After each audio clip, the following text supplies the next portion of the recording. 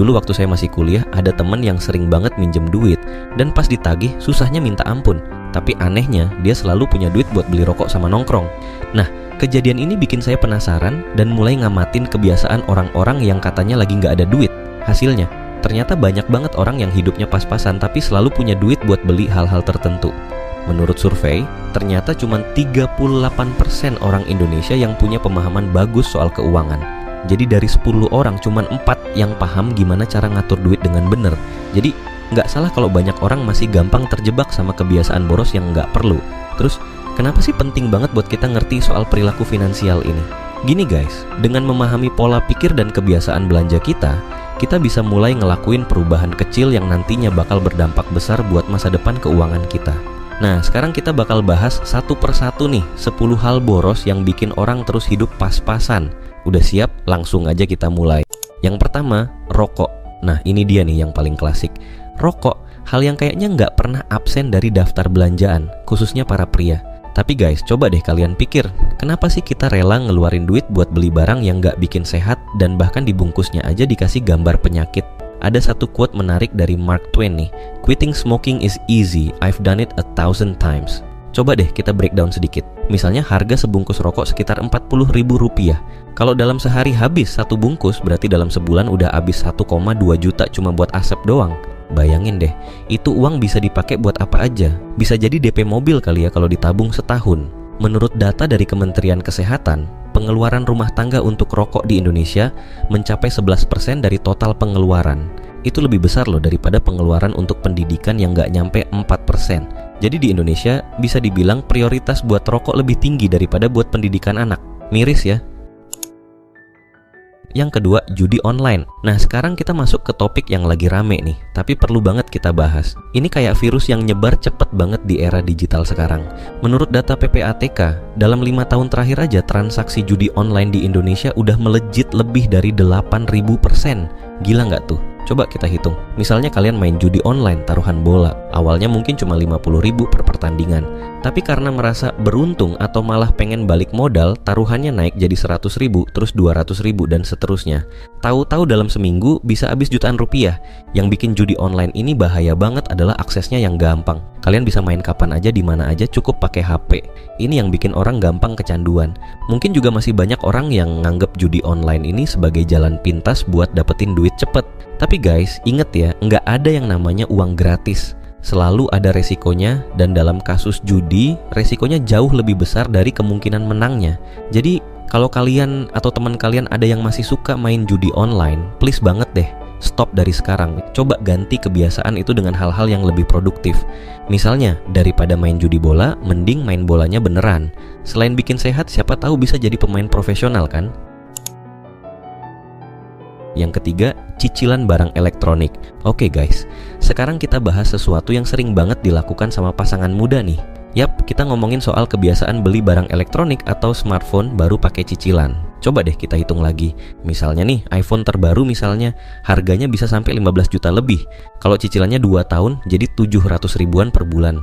Itu belum termasuk bunga yang harus kalian bayar loh. Ada istilah namanya lifestyle creep, di mana kita ngerasa harus upgrade gaya hidup seiring dengan naiknya pendapatan atau status sosial.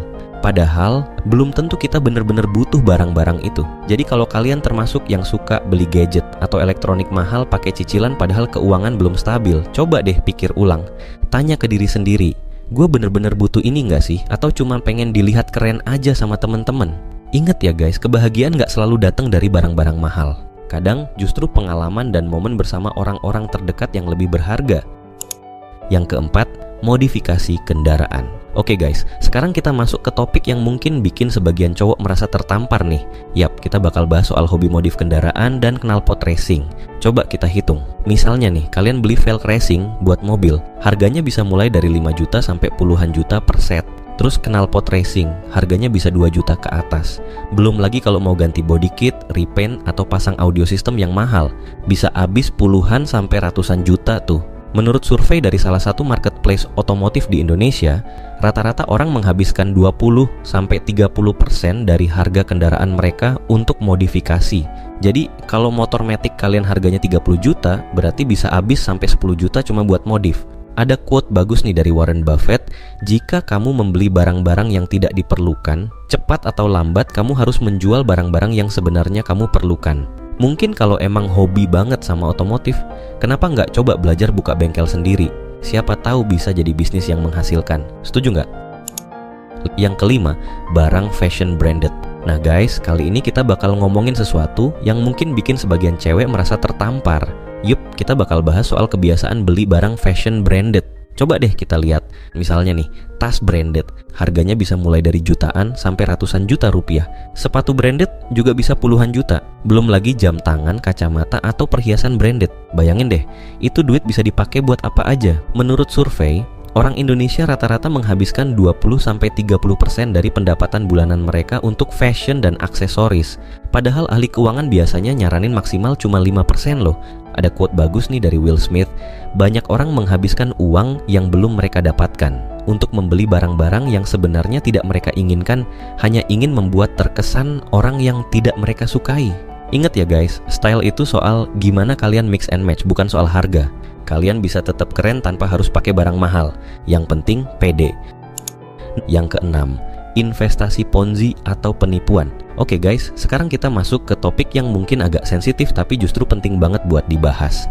Yap, kita bakal ngomongin soal investasi bodong atau skema ponzi yang sering jadi jebakan buat orang-orang yang butuh duit tapi pengen cepet kaya. Biasanya skema piramid atau penipuan investasi ini nawarin return yang gila-gilaan. Misalnya, investasi 1 juta balik modal dalam sebulan terus dapat passive income 5 juta per bulan. Kedengarannya enak banget kan? Tapi ingat, if it sounds too good to be true, it probably is. Saya paham kenapa banyak orang yang masih kena tipu sama skema kayak gini. Apalagi kalau lagi butuh duit banget, terus tiba-tiba ada yang nawarin jalan pintas buat jadi kaya. Siapa sih yang nggak tertarik? Tapi ingat, nggak ada yang namanya uang gratis di dunia ini. Ada istilah namanya FOMO atau Fear of Missing Out. Ini sering banget dimanfaatin sama penipu investasi. Mereka bikin kalian merasa kalau nggak ikutan sekarang, kalian bakal nyesel seumur hidup. Padahal, justru kalau kalian ikutan, baru kalian beneran bakal nyesel. Jadi kalau kalian pernah atau lagi kepikiran buat ikutan investasi yang kedengerannya terlalu bagus, stop dulu deh. Tanya ke diri sendiri, apa ini masuk akal? Apa gua udah research dengan bener? Apa gua paham resikonya? Ada quote bagus nih dari Robert Kiyosaki, yang penting bukan berapa banyak uang yang kamu hasilkan, tapi berapa banyak uang yang kamu simpan, seberapa keras kamu bekerja, dan berapa generasi kamu bisa mewariskannya. Jadi fokus aja dulu sama gimana caranya nyimpen dan ngembangin uang yang udah ada, bukan malah cari jalan pintas yang berisiko. Yang ketujuh, parfum branded. Sekarang kita bakal bahas sesuatu buat kalian yang suka banget sama wangi-wangian nih. Yap, kita ngomongin soal kebiasaan beli parfum mahal meskipun nggak perlu-perlu banget. Parfum branded itu harganya bisa mulai dari ratusan ribu sampai jutaan rupiah per botol. Padahal kalau dipikir-pikir nggak semua orang butuh parfum branded kan? Ada istilah namanya olfactory fatigue nih. Ini fenomena di mana kita jadi nggak bisa mencium wangi parfum kita sendiri setelah beberapa saat kita pakai. Ya jadi sebenarnya yang ngerasa wanginya itu ya orang lain, bukan kita. Tapi kalau kalian kerja di hotel bintang 5, ketemu klien gede atau kerja di tempat yang butuh penampilan necis, ya wajar aja sih. Biasanya kan juga dapat tunjangan buat grooming. Tapi kalau kalian masih kuliah atau kerja di back office, coba beli parfum sepantasnya aja kali ya. Merek parfum lokal sekarang udah banyak yang rekomen juga kok, nggak kalah sama yang branded. Ingat ya guys, wangi itu emang penting, tapi nggak harus pakai parfum mahal.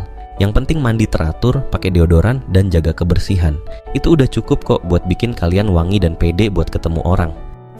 Yang kedelapan, belanja online. Oke guys, kali ini kita bakal ngomongin sesuatu yang pastinya jadi kegiatan favorit banyak orang. Yap, kita bakal bahas soal kebiasaan belanja online secara impulsif. Coba deh kita bahas, berapa kali sih dalam seminggu kalian buka aplikasi marketplace? Terus, dari sekian kali buka itu, berapa kali kalian akhirnya check out padahal tadinya cuma niat window shopping? Nah, itu dia yang namanya belanja impulsif. Saya paham kenapa banyak orang yang suka belanja online impulsif. Pertama, gampang banget, tinggal klik-klik barang udah nyampe. Kedua, banyak promo yang bikin kita merasa rugi kalau nggak beli. Padahal, beli barang yang nggak kita butuhin itu yang bener-bener rugi. Ada istilah namanya hedonic treadmill nih. Ini fenomena dimana kita selalu ngerasa butuh lebih banyak barang buat bikin kita bahagia. Padahal kebahagiaan yang didapat dari belanja itu sifatnya cuma sementara. Ada trik bagus nih buat ngurangin belanja impulsif. Namanya aturan 24 jam. Jadi Setiap kali kalian pengen beli sesuatu, tunggu dulu 24 jam. Kalau setelah 24 jam masih pengen dan emang butuh, baru deh beli. Biasanya sih, setelah 24 jam kita udah nggak terlalu pengen lagi. Ingat ya guys, teknologi itu harusnya bikin hidup kita lebih mudah, bukan malah bikin kita tambah boros. Jadi, manfaatin teknologi dengan bijak, termasuk dalam hal belanja online. Yang ke-9, online food delivery. Siapa sih yang nggak suka pesan makanan lewat GoFood atau GrabFood? Apalagi pas lagi lapar tapi mager kemana-mana. Akhirnya buka aplikasi, pesan makanan, terus dalam 15 menit makanan diantar deh ke rumah. Enak banget kan? Tapi coba deh kita hitung lagi. Misalnya nih, kalian pesan makanan online sehari sekali, anggap aja rata-rata 50.000 per pesanan. Dalam sebulan itu udah 1,5 juta loh. Belum lagi kalau suka nongkrong di kafe atau restoran. Bisa-bisa habis 2-3 juta sebulan cuma buat makan doang. Padahal masak sendiri itu bisa ngirit 30-50% dari biaya makan di luar loh. Ada istilah namanya lifestyle inflation nih. Ini fenomena di mana pengeluaran kita naik seiring dengan naiknya pendapatan. Jadi, begitu gaji naik bukannya nabung lebih banyak, malah jadi sering makan di tempat yang lebih mahal. Ada trik bagus nih buat ngurangin pengeluaran makan, namanya meal prep. Jadi kalian masak makanan buat seminggu sekaligus di hari Minggu, terus tinggal dipanasin aja pas mau makan. Selain ngirit, juga bisa lebih sehat loh, karena kalian tahu persis apa yang kalian makan. Gimana kalau mulai sekarang kita coba tantangan masak 21 hari. Jadi selama 21 hari, kita usahain masak sendiri terus. Pasti deh di akhir tantangan, kalian bakal kaget lihat berapa banyak duit yang bisa kalian simpen. Ingat ya guys, makan emang kebutuhan dasar, tapi bukan berarti harus mahal. Yang penting bergizi dan bermanfaat buat tubuh. Yang terakhir, barang-barang random. Oke guys, kita udah sampai di poin terakhir nih ya. Kali ini kita bakal bahas sesuatu yang mungkin bikin sebagian dari kalian ngerasa gua banget nih. Yap, kita ngomongin soal kebiasaan beli barang-barang unik nggak berfaedah yang sebenarnya nggak terlalu kita butuhin. Misalnya nih, tiba-tiba kalian pengen beli alat setrum mainan buat ngeprank temen, atau mungkin beli barang estetik di toko online yang nggak terlalu ada manfaatnya. Itu semua contoh barang-barang random yang sering kita beli impulsif. Menurut penelitian dari University of Arizona, rata-rata orang cuma pakai 20% dari barang yang mereka punya. Sisanya cuma jadi pajangan atau malah tersimpan di gudang. Ada istilah namanya retail therapy nih. Ini fenomena di mana orang belanja buat ngilangin stres atau bikin mood lebih baik, tapi ini efeknya cuma sementara. Begitu sadar duit habis, malah jadi tambah stres. Bener nggak? Ada trik bagus nih buat ngurangin kebiasaan beli barang random. Namanya one in, one out. Jadi setiap kali kalian beli barang baru, harus ada satu barang lama yang kalian keluarin dari rumah. Bisa dijual atau disumbangin. Ini bakal bikin kalian mikir 2 kali sebelum beli barang baru. Ingat ya guys, kebahagiaan tidak datang dari memiliki lebih banyak barang, tapi dari memiliki cukup ruang untuk menikmati apa yang sudah kamu miliki. Jadi fokus aja sama apa yang udah kalian punya, bukan nambah-nambahin barang baru terus. Nah guys, kita udah bahas 10 hal boros yang bikin orang terus hidup pas-pasan. Gimana? Ada yang merasa kena banget? Jangan khawatir, kita semua pernah ada di posisi itu kok. Yang penting sekarang, kita udah sadar dan siap berubah. Oh iya, jangan lupa share pengalaman kalian di kolom komentar ya. Mana nih yang paling sering bikin kalian boros? Atau mungkin kalian punya tips lain buat ngirit? Yuk, kita sharing-sharing, siapa tahu bisa jadi inspirasi buat yang lain. Dan buat kalian yang udah nonton sampai sini, thanks banget ya. Jangan lupa like, comment, dan subscribe supaya nggak ketinggalan video-video menarik lainnya. Remember guys, it's not about how much you make, but how much you keep. Jadi, mulai dari sekarang, yuk kita jadi lebih bijak dalam mengatur keuangan. Oke? I'll see you on the next video.